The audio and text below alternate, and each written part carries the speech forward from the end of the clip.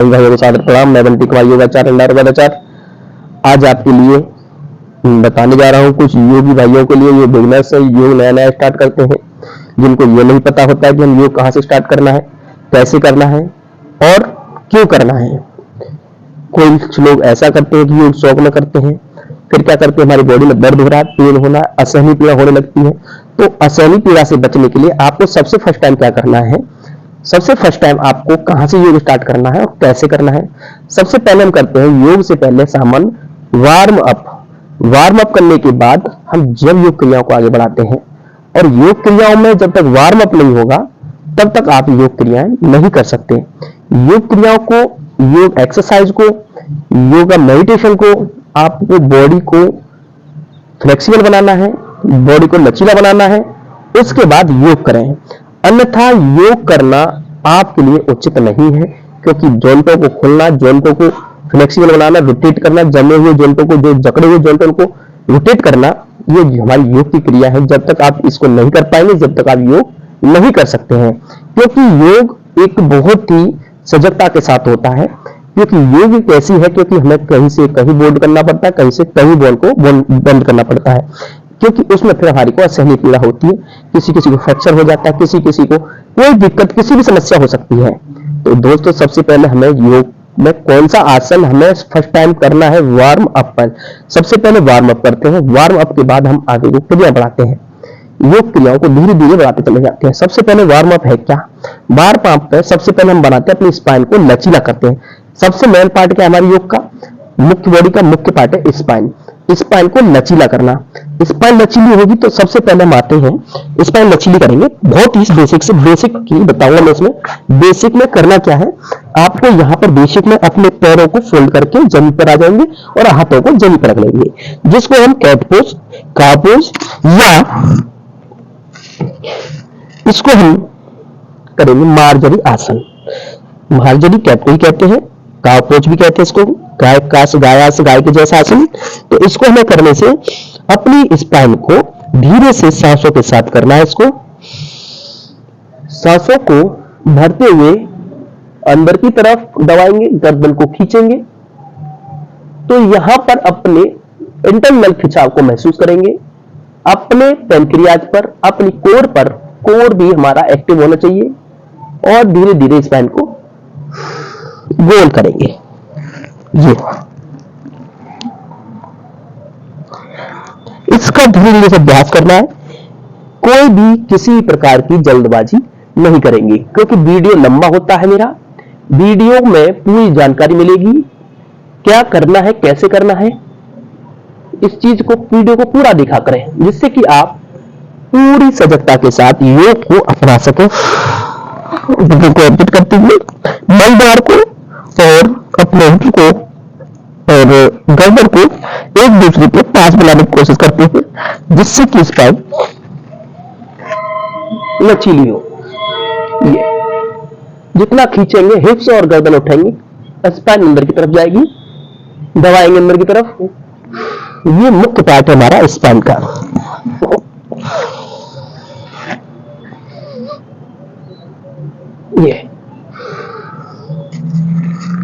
ये चला हमारा बार में। इसको आसन भी कहते हैं काव पोज, यानी कि कैट। योग के माध्यम से वार्म अप करते हैं। ये इसका अभ्यास आप 5 से 10 मिनट करें, 5 मिनट करें, 2 मिनट करें, 4 मिनट करें, जितना आप कर सकते हैं, बार बार इसका अभ्यास करें। नेक्स्ट स्टेप से दोस्तों, मेरा जो आसन है अगला स्टेप्स, इसी में हमें अपने शोल्डर्स को खोलना है, पैरों को खोल कर रखेंगे, अपने पैरों में ऐसे निकाल के बाहर की तरफ खोल देंगे और करेंगे बालासना। बालासना में हमें अपनी स्पाइन को नीचे की तरफ झुकाना, चेस्ट और माथा जमीन से लगाएंगे, हाथ हमारे जमीन से आएंगे, माथा हमारे जमीन से होगा। इस आसन को करने से आपकी कोर से संबंधित, स्पाइन से संबंधित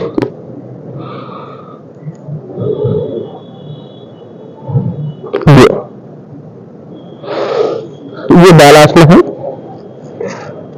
अपने पैर मिला के टच करेंगे होने से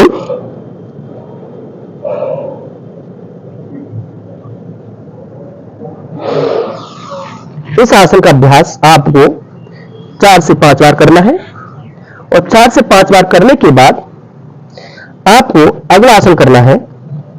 यहीं पर हाथों की बॉडी को ये खोलते हुए एक दूसरे को अपोजिट, ये क्योंकि ये हमारा शोल्डर्स ओपन के लिए है।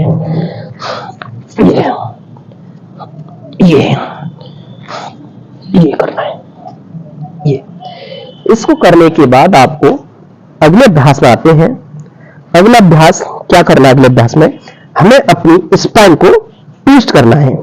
स्पाइन को ट्विस्ट कैसे करेंगे दोस्तों? स्पाइन को ट्विस्ट करेंगे ये, स्पाइन को ट्विस्ट करना है इस तरीके से। केवल इसमें वार्म वर्क की वीडियो रहेगी, वार्म अप की। ये इसको करना है आपको। ये इसको 5 से 10 बार करें और फिर धीरे धीरे से हाथों की मुद्रा को खींचेंगे। ये सिटिंग डाउन वार्म अप है। ये खींचते हुए बॉडी को जितना खींच सकते हैं, हमारे जॉइंट पूरा खींचना चाहिए, बॉडी खींचना चाहिए, खिंचाव युक्त होना चाहिए। जो मांसपेशियां हैं हमारी खींचनी चाहिए पूरी तरह से। ये इस अभ्यास को 4 से 5 बार करेंगे।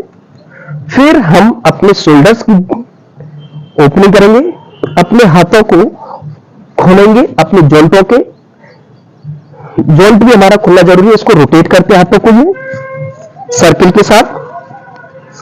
इससे हमारे शोल्डर्स की जो जॉइंट है वो रोटेट होने के बाद आप बॉडी को कहीं से कहीं भी फ्लेक्सिबल करने के लिए तैयार हो जाएंगे।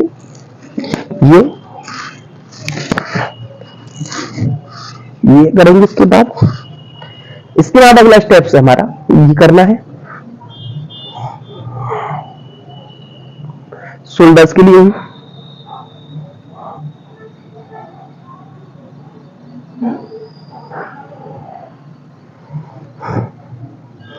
और अगला स्टेप जो है मेरा बहुत ही आसान सा है, कुछ भी नहीं करना है, केवल और केवल हाथों को लॉक करके गर्दन को पीछे की तरफ खींचना है, जिससे कि हमारा कोर हृदयाघात समस्याओं से बचाव के लिए होती है। ये अगला स्टेप है हमारा, यहीं पर पैरों को अपने बॉडी को स्पाइन को सीधा रखेंगे, पैरों को सीधा रखेंगे और हाथों को पैरों की तरफ लटका कर रखेंगे। केवल और केवल गर्दन को सामने की तरफ, पैरों की मसल्स, जिसमें पैरों की नसें खड़ी पड़ती है, पैर की नस पर नस चढ़ जाती है, पैर सीधे नहीं हो पाते हैं। इसके लिए धीरे धीरे जिनमें भी पैर फोल्ड होते हैं उस तरीके से भी कर सकते हैं। धीरे धीरे उसका अभ्यास करें, वो पैरों को खोले, क्योंकि हमारे पैरों का बॉडी में योग करते समय बहुत बड़ा रोल रहता है। इसके लिए धीरे धीरे से पैरों को खोलेंगे। इसको कम से कम 5 से 10 सेकंड होल्ड रखते हैं और फिर धीरे धीरे वापस आ जाते हैं। जब वापस आने के बाद आप इसको ताड़ासना की स्थिति में चले जाते हैं।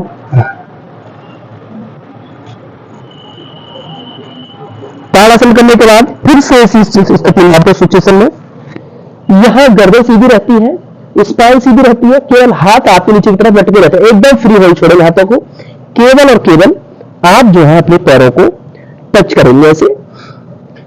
फिर सामने की तरफ रहेगा, गर्दन स्पाइन सीधी रहेगी, सामने की तरफ पैर एकदम सीधे खिंचे हुए। जो हमारी वेरिकोज की समस्या होती है, नस चढ़ जाती है, पैरों में खिंचाव होता है, पैरों में दर्द होता है, उसके लिए भी लाभकारी है। ज्यादा कष्ट हमें पैरों पर नहीं करना है बिगिनर्स के लिए। धीरे धीरे इसका अभ्यास करेंगे। जब धीरे धीरे से इसका प्रयास करते हैं, अभ्यास करते हैं, तो हमारा बॉडी तैयार हो जाती है योग के लिए, लचीले के लिए। तो धीरे धीरे से ये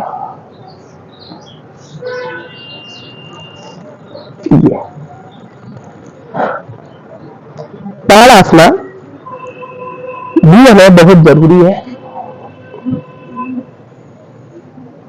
अब हम अगला स्टेप से हमारा यहीं पर अपनी स्पाइन को यहां से कोर को एक्टिव करेंगे। कोर एक्टिव करने के लिए क्या करना है, हमें कोर एक्टिव करना है। कोर एक्टिव भी हमारी बहुत जरूरी है। कोर एक्टिव करने के लिए ये बहुत जरूरी है। ये सब हमारी कोर एक्टिव करेंगे।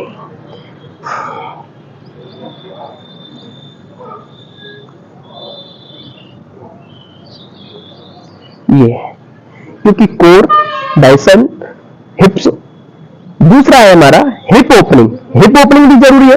हिप ओपनिंग कैसे करेंगे दोस्तों, हिप ओपनिंग के लिए भी बहुत जरूरी है। हिप योग वार्म अप में हिप ओपनिंग बहुत जरूरी है, क्योंकि हिप ओपनिंग का और स्पाइन का बहुत बड़ा रोल रहता है हार्ड पोज बनाने के लिए। तो हिप ओपनिंग बहुत जरूरी है। हिप ओपनिंग क्या करेंगे, हिप ओपनिंग के लिए ये हिप ओपनिंग पूरा करना है, खोल के लाना है पैर को। ये इसको एंटी क्लॉकवाइज 10 से 20 टाइम्स करें इसको। हिप ओपनिंग पूरा पैर उठा के लाए, सांस को भरते हुए और सांस को छोड़ते हुए नीचे की तरफ। ये ऐसे अपोजिट लेग, ये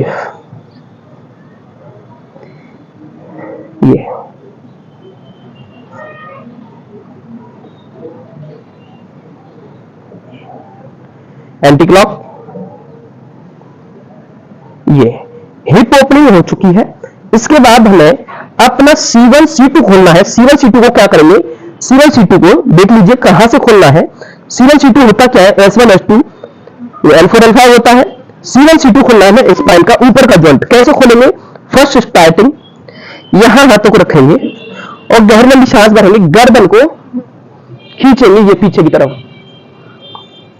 ये पेट खींचना चाहिए, कोर एक्टिव होनी चाहिए, स्पाइन के बीच में खिंचाव आना चाहिए और आप जो है पीछे से, जस्ट पीछे से ये खुलना चाहिए।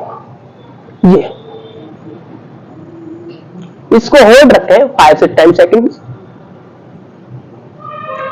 कोई भी एक्सरसाइज, कोई भी वार्म अप करें तो उसमें स्थिरता लाने का प्रयास करेंगे।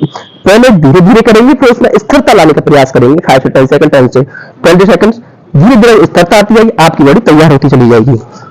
नेक्स्ट स्टेप है मेरा, अब आपको यहां से खोलना है दोस्तों। फर्स्ट स्टेप खोला C1 C2, अब मिडिल से स्पाइन को खोलना, चेस्ट को खोलना है। तो कैसे खोलेंगे चेस्ट को दोस्तों, ये और नीचे जाएंगे थोड़ा सा, पैर एकदम सीधे मध्य तक नहीं जाएंगे, यहां से नीचे से स्पाइन को नहीं खोलेंगे। ये वार्म अप का ही पार्ट है सारे। सांसों को छोड़ते हुए होल्ड रखेंगे। पेट में कोई भी किसी का खिंचाव नहीं होगा। हमारी थाइस एकदम खिंची हुई होनी चाहिए, हमारी कोर एकदम खिंची होनी चाहिए, हमारा पेल्विक पॉइंट खिंचा हुआ होना चाहिए, हमारे हिप्स की जो मसल्स है वो एकदम खिंची हुई होनी चाहिए। तब आप इसमें वार्म अप कर पाएंगे सही से। अन्यथा आप उसका योग अभ्यास करते समय कहीं भी किसी प्रकार की क्षति से ग्रसित हो सकते हैं। तो सेकंड स्टेप्स में अगला स्टेप्स हमारा इसी का स्पाइन का। अब हमें L4 से हमें बेंड करना है। अपना मिडिल से बेंड किया, ऊपर से बेंड किया, अब हमें मध्य से स्पाइन के जस्ट नीचे हमें क्या करना है दोस्तों, यहां पर आप पैरों में गैप कर लीजिए। हाथों को स्टार्टिंग वाले लोग ऐसे लगा लीजिए, अंगूठे को पैरों में गैप रखेंगे, अपनी शोल्डर से बाहर रखेंगे पैरों को और पैर में सीधे। तब जब हम पीछे जाते हैं सांस को भरते हैं ऊपर, तो हमारे हिप्स, हमारी थाइस, हमारी पिंडलियां अपने आप से संकुचित होती चली जाती, खिंचती चली जाती। तो उसके लिए आप जो है ये पैर एकदम सीधे, पैरों में कहीं भी किसी भी सांसों को छोड़ दें, होल्ड रखने का प्रयास करें।